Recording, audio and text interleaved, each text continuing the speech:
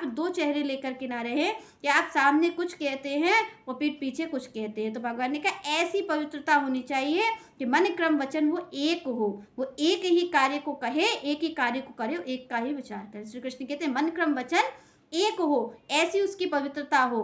आगे श्री कृष्ण कहते हैं शांति, सहिष्णुता हो।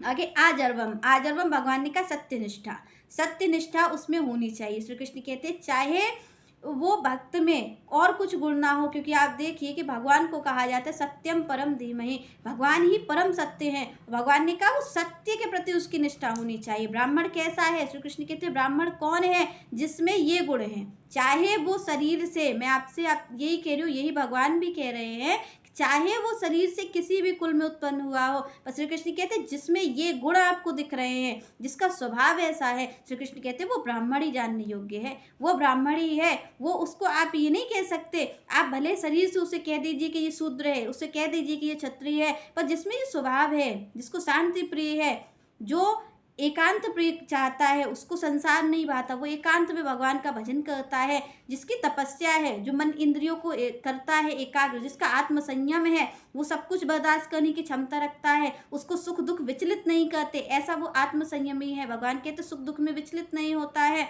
तपस्वी है, मन इंद्रियों को एकाग्र किया है जिसने, श्री कृष्ण कहते पवित्रता है। जो वो कहता है वही करता है, जो ऐसी निर्मलता है जिसके हृदय में, श्री कृष्ण कहते कि ऐसा जो है